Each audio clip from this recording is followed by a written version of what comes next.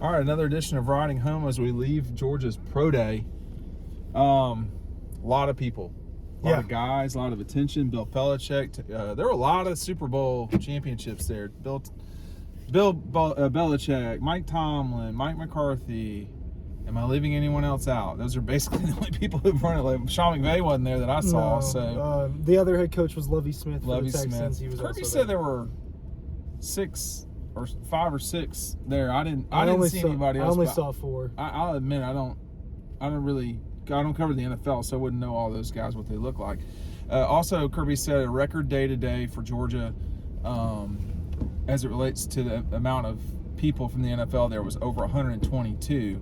I thought, just looking at the day, some people said that George looked good. I think Nakobe not being able to go was not ideal. He said he spoke with Mike Tomlin with the Steelers. What did you think? I mean, that's what pro day's like. That was a heavier pro day than usual because of the amount of guys. Yeah, I mean, just watching Nakobe right off the bat, you could tell that he was a little rusty. Sure. He said that he's only been running for a week or 2 now. Had a neck injury during training, so that. He said it was a pec. A pec. Okay, I missed that. Misheard it. It was loud in there. Yeah, okay, it was a pec lifting. So he's had to take a little bit of a break from his training, but dropped a couple balls that were thrown his way. During some of those positional drills, he didn't look as shifty as I think that we remember him being. He didn't look as athletic as Channing Tindall and Quay Walker, and I think part of that has to do with he just hasn't been working out the last couple of weeks. Yeah, but that's a good way to put it. Georgia, I mean, you saw most of those guys today that were big names that will be big names in the draft defense, the defensive line. I mean, Trayvon Walker, Jordan Davis, Devontae Wyatt, they all look exceptionally athletic for their size. You could see why they couldn't get run on. I mean, they were beasts in there. I thought Trayvon looked really good, which is not surprising. Devontae Wyatt had one of the L cone drills was pretty good for Devontae. Generally speaking, it was, I think Nakobe was the one that didn't look as good as the others, and there was a totally reasonable explanation for that. Yeah, I mean, it makes a lot of sense. I thought George Pickens looked good. He was getting coached up by a couple scouts. That's what happens. Coaching him up with some toe drags and some technicalities with the routes. But all of the players that were asked about George Pickens only had amazing things to say about him, that he was just a nightmare to guard in practice and that he's going to be a problem to guard in the NFL. Right. I think he's one of the better receivers in the draft, and his injury is what held him back from being one of those top 2 or 3 receivers in this draft, if you pay attention to all of that kind of stuff. But which you do more than I do. I'm really deep in the draft stuff. So, I mean, George Pickens, I think without this injury, would have been one of the top 2 or 3 guys, but now he's more in that 5, 6, 7 range as far as receiver rankings. But I think he's worked his way up. I don't think he'll go first round just because there's a couple guys in front of him. But there's a chance that 4 or 5 Bulldogs can go in the first round, and 1 or 2 of them can go in the top 10. Now Trayvon Walker, after all of these performances, I mean, I've seen him mocked as high as 3 a couple times. Overall. Yeah. It's starting to become realistic that Trayvon Walker gets picked in that 5 to 12 range. Jordan Davis should be middle round pick till late Jordan's helped himself a lot in this. That combine was sick for him, man. Yeah, I mean that made a lot of money for Jordan and Devontae Wyatt too. And honestly, all of these guys have performed. We're not talking about Zamir and James, but like when George ran that 4, whatever it was, George ran a 4.4 flat. Right. So that's real speed. Yeah. Combined with what he shows on the field, but to me, the best, perhaps long-term guy is Walker, Jordan Davis. That would be Trayvon Walker. Jordan Davis is going to be a very curious thing as it relates to his tenure in the NFL, because obviously he has the body. There's no question about that. But can that body live up to the durability that you have to in the league? And, 6 years into playing in the NFL, that would be a second contract. That's a long time to play in the NFL. Will he be there for 10 years? I don't know. It's hard, but he looks great. I mean, I would not characterize him as fat in any way. He looks great. Obviously, Trayvon Walker looks great. It is not surprising that no one could run. And we saw Zion Logue walk around. He looks just as good, if not longer, than those guys. Yeah, so the problem at the beginning of Kirby's time at Georgia was that they didn't have defensive linemen. That's not a problem anymore. And they have just real people swallowers that it's going to be hard to run on these guys. It's always going to be hard to run on these guys if he keeps churning them out the way that he has been the last couple of years. The knock on Jordan Davis has been, well, you didn't play that many snaps. You're not out there 3 downs. That's what's going to be the question for him at the next level is, can he be out there on the field all the time? Is he going to be able to be in shape? Kirby said yeah, but that's what a head coach should say. I mean, you don't blame him for answering that way because he's trying to help his guys out. I don't know if he's a 3-down guy. I mean, I'm not sure if I'm smart enough. You might not even draft him as a 3-down guy. I don't know what's in the minds of these general managers and these scouts. I mean, you draft the guys that you want to use them for whatever way you want to use them. So maybe they look at Jordan Davis and say, hey, we don't even want you as a 3-down guy, but we think you're going to be a weapon like that.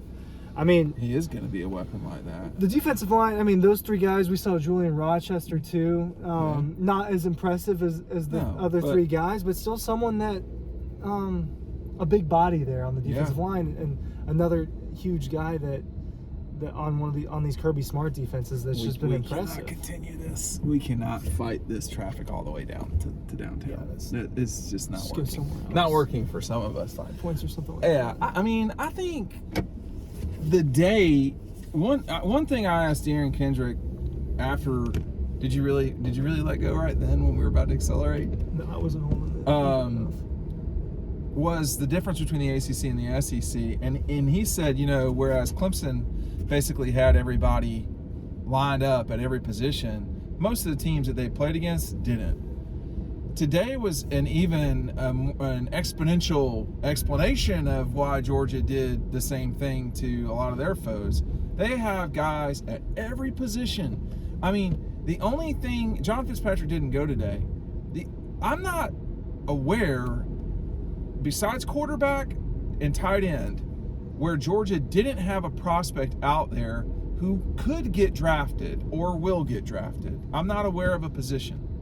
They had DBs, linebackers, and linemen. They had offensive linemen, running backs, and receivers. They didn't have a quarterback, and they didn't have a tight end. They had a punter. Yeah. They had a specialist. They had every single thing locked up, and these are going to be higher level draft picks. You win with recruiting, period. That's it. Scheme is for guys that live in their mom's basement. You got to have the guys. If you have the guys, you're going to win. This is something that we've seen at pro days like this, draft classes like this at Alabama the last 10 years. Yeah. And I think it's something we're going to start seeing with Georgia more and more as Kirby Smart gets closer and closer to what Nick Saban's built at Alabama, because that's what's happening. He's getting closer and closer to replicating and kind of doing it in his own way. But it's very similar. They're going to put guys out there like this almost every year. And this year was a little skewed, I think, maybe, and as far as the numbers. It was. And they won the national championship, and all of that kind of adds to it. But you're going to keep seeing this every year. Oh, wow, Georgia's got 7, 8, 9, 10 guys every year. Wow, these are all potential first-rounders. These are all second-round guys because Kirby Smart and the staff are going out there 24/7, 365, and talking to these kids and getting them to come play for Georgia. If they continue to do that, they're going to continue to put these guys out there, and they're going to continue to collect trophies in the case. Yeah, Lewis Seen could be a first-round guy, and he's a guy that we've not even talked about. We're 9 minutes and a half into this video. So you're talking about someone who's not an afterthought. I wouldn't describe Lewis that way. But the visualization of seeing Jordan, Trayvon, Devontae, and I think Rochester, but I can't remember exactly who it was, but all those guys just like buddying up before they're about to do their drills. It's it's no wonder that they were really good this past year. And if people think they're just going to fall off a cliff, they're wrong. They're not going to. They're going to not be as good. But like Trayvon Walker was not developed the same way Devontae Wyatt was. Devontae really was significantly developed. Jordan was too. But now they're getting guys, Mikal Williams, and there's some other guys that should be top 50 NFL draft picks if everything goes the right way, no injuries, you get developed and all that stuff. But the sheer amount of athleticism and talent today that we saw, it's not like we've seen at Georgia in the past. It's not like you typically see anywhere, including Alabama. And what set them apart in this draft class are the linemen. I think a lot of guys in the NFL would love to have just that defensive line as their defensive line. It might not be the best in the NFL, but it would be a pretty solid. It wouldn't be the worst. It wouldn't be the worst. It wouldn't be the worst at all. It's like you said, we went that long without talking about all the guys. It just shows you how many guys there are. Lewis Seen at the combine and today, legit.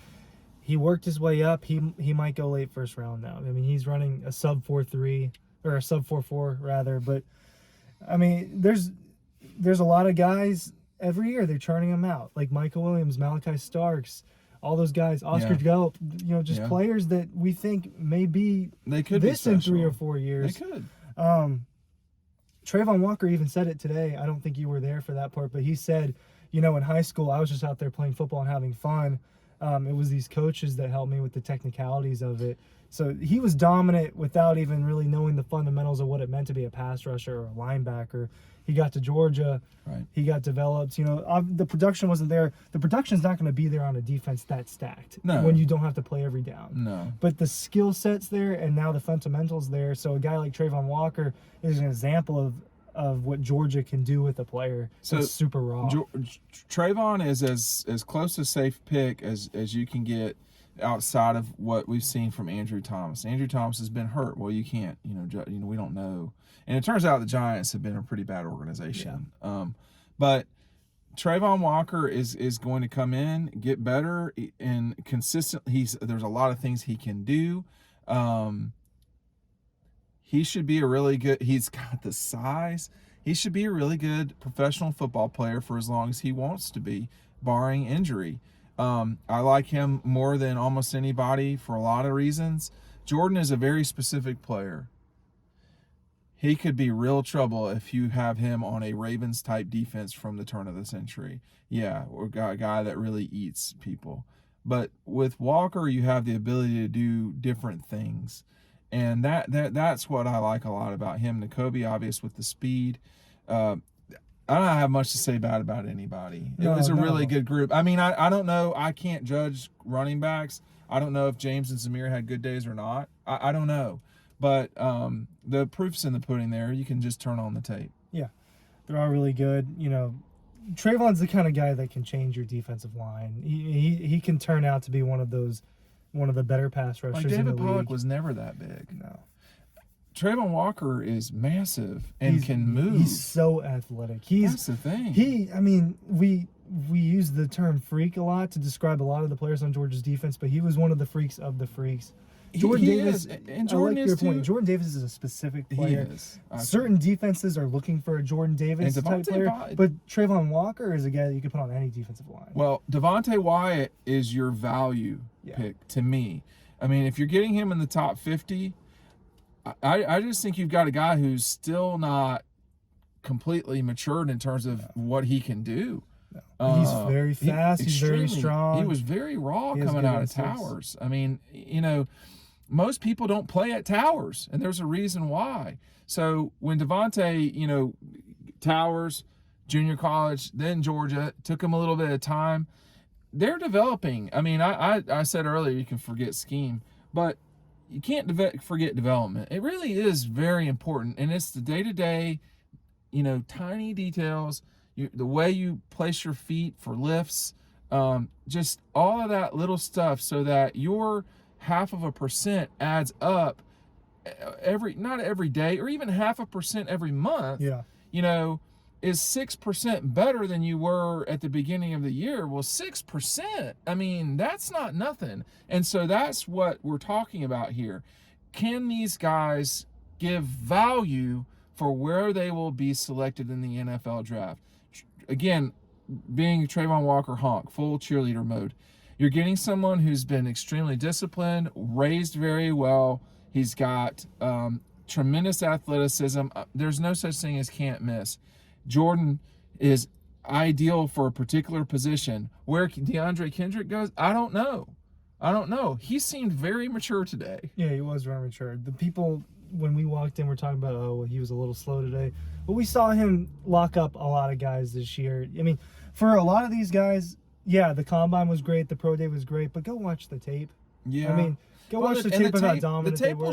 And it will show their problems too. Yeah. I mean, it None does. of them are perfect prospects. I don't think so. And there isn't a perfect prospect. No, there's not. There's always issues, and that's what this process is for. The last thing, none of these guys have gotten to celebrate the national championship yet. That's the amazing part. Because they've been working towards the next step. Yeah. They've been working towards the next step. That G-Day is going to be nasty. Yeah, it's going to be a party, That's gonna man. Be a nasty it's going to be weekend. Yeah, there's going to be a lot going on April 16th. Try to behave yourselves. Is it 16th or is it the 24th? It's the 16th. I can't remember. Saturday the 16th, G-Day. We'll see you. Yes, I've got to go to Talladega. That's what I'm getting confused with. It's the next weekend, All right. I believe. All right, thanks for watching. We'll see you on the website.